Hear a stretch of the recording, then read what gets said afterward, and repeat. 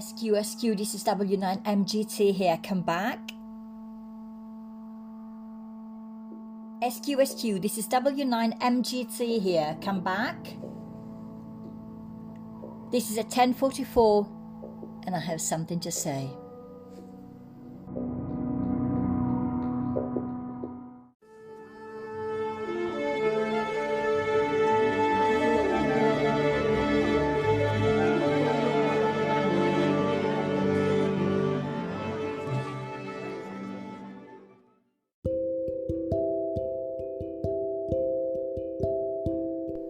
Happy Saturday. Should have been Happy Friday, but yesterday was Good Friday, so I took sort of like a day off and I've decided to do it today instead.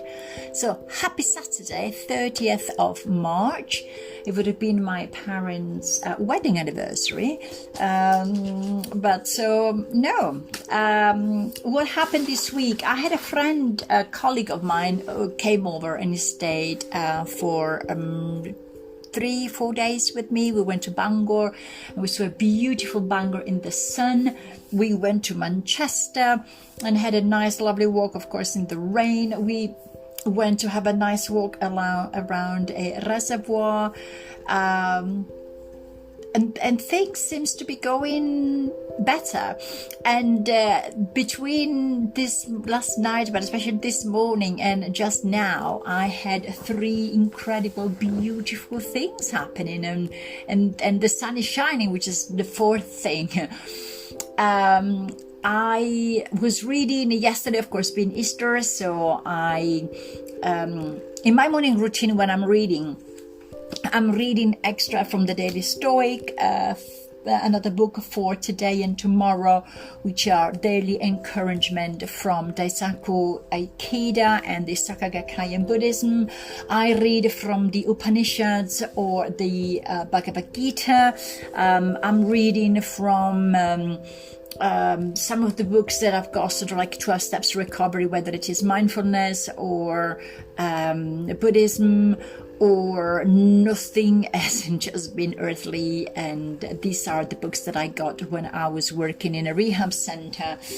I don't know actually what I had to specify that for you, but I mean this is what happened. So I'm reading from everything, and of course I'm also reading from the Bible. And because it's Easter, I was reading from the Gospel of John, the last day, so the Friday and the Saturday of Jesus and what happened. And one of the things that I remembered was, while I was reading, a connection with an American, let me see if I can find him again, an American comedian. Oh God, I don't remember. Drew something. I'm really sorry. I'm gonna find the name. I'm gonna put it into the description. It's a beautiful TED talk that he gave. It's an American comedian who basically had an accident, woke up, stuttered, and now he's learned not to stutter anymore. And the whole of his beautiful TED talk was about how we tended to see the road closed signs as by reading the road is closed. So we think that actually we cannot do these whatever we wanted to do, instead of actually taking them as for what they are, which are just signs. So instead of actually reading a road closed, it could be just written this way. And sometimes we think that our life has not been in a straight line, but it's been winding and rewinding. When instead, I'm wondering if actually every time we get hit in a way that actually rearranges and repositions our direction, it is actually because the path that we are on is actually on the straight line, and wherever we want to go is actually on windy roads that we are not aware as windy are, and then the universe brings us back to the right path. Watching this video that I'm really encouraging you to watch too, and seeing how my life has changed with, you know, things that happened. I had this beautiful opportunity in 1987 to stay here in the UK and have my degree in art and English literature, which I didn't because I listened to my parents' advice and I went back home. And then from then on, I had so many doors closed in my face of things that I wanted to do. But in the end, all of these closed doors brought me back to being here and doing art. And now, and in that sense, when I'm saying that I'm feeling that I'm not seen and I'm not heard, in a way, I can look at all these doors closed that at times were sounding more as doors slammed in my face, or as I used to say, sort of these rakes on the ground that I actually sort of like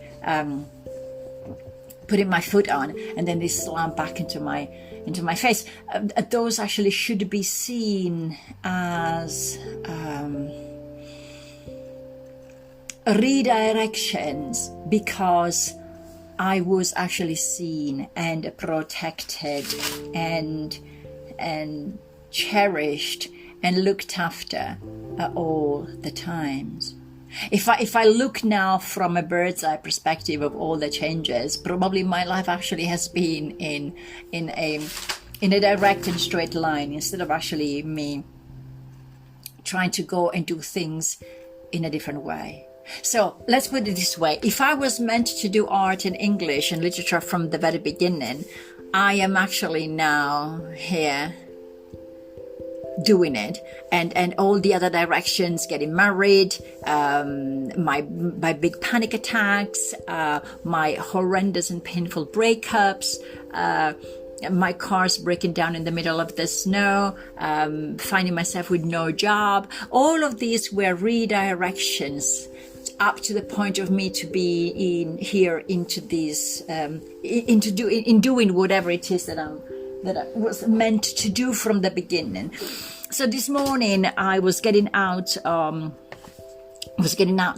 Bible, and this sort of like a booklet that I have titled Streams in the Desert, which is like the daily meditations and reflections, which of course I don't agree with all of them, because I'm being me. But today, March the 30th, one of the things that it says is stop interfering with God's plans and with his will. And I'm thinking about how many times I wanted to try and do different things that in the end didn't work out.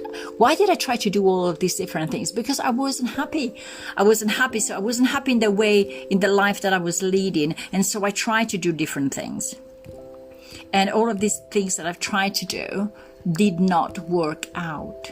Did not work out because the universe wanted me somewhere else. And I am comfortable with using the word universe instead of using the word God, because I think that there is a greater encompassing energy and spirituality, which is not just defined by reading of the Bible. But this is the coincidence of today.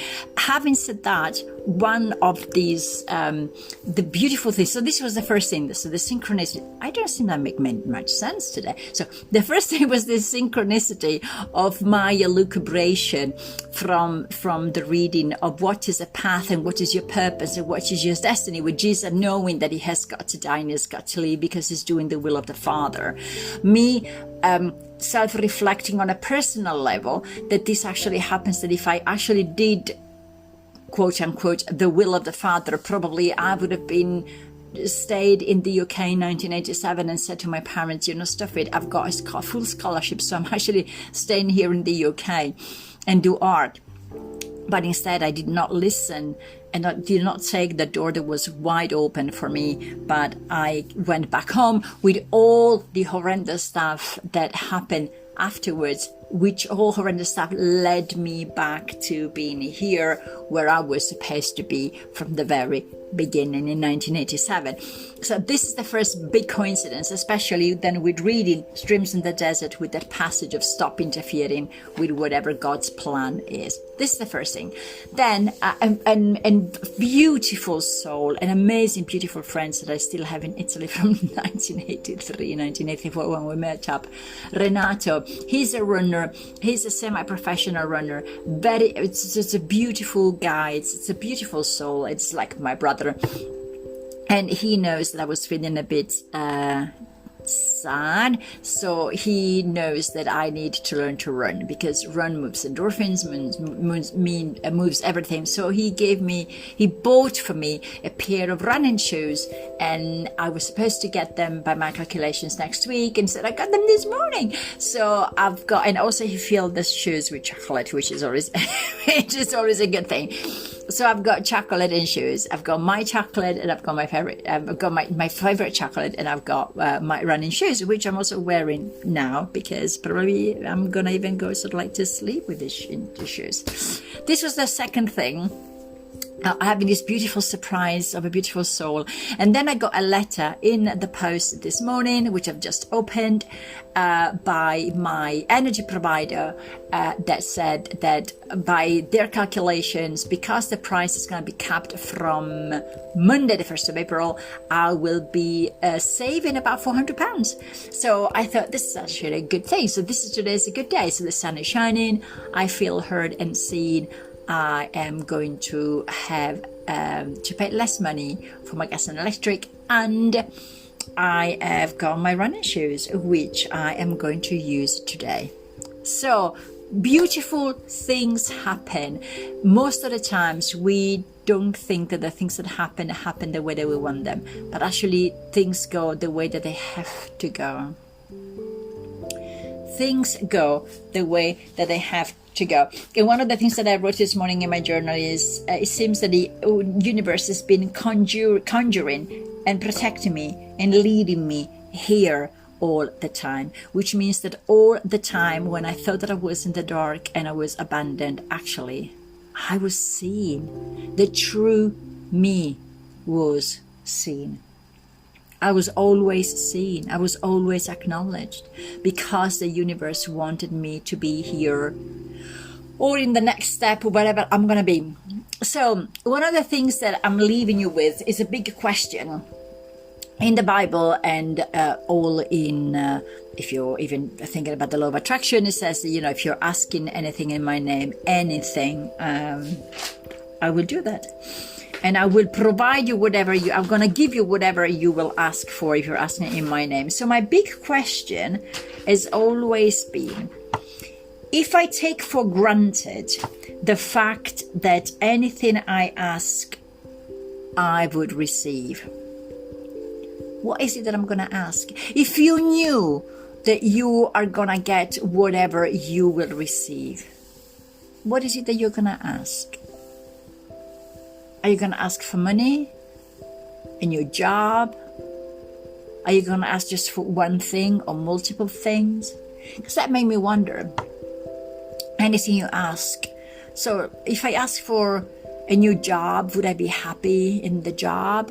I don't think so, because I am fluid as a person. I like to be a bit here and a bit there and a bit everywhere. So would I ask for money, which meant me being in a fixed job if I get the money? Would I ask for just a new car with the risk of breaking it down? Would I ask for, I don't know. What would you ask? Because I don't know what I would ask. And I'm going to leave you with this. I don't know what I would ask, but I'm asking you what you would ask. Enjoy your holiday. Enjoy your sun. If you are listening to this, wherever you are, if the sun is shining, or even if it is not shining, enjoy your next week. And I will be with you again next Friday. You take care, lovely soul. Ciao.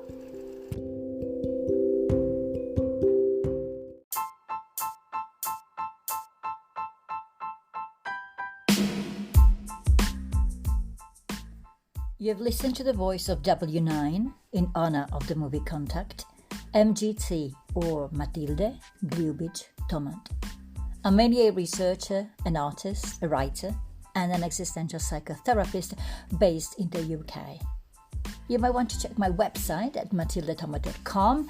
That is matildetomat.com, and my Instagram account. This was W9MGT here, over and out.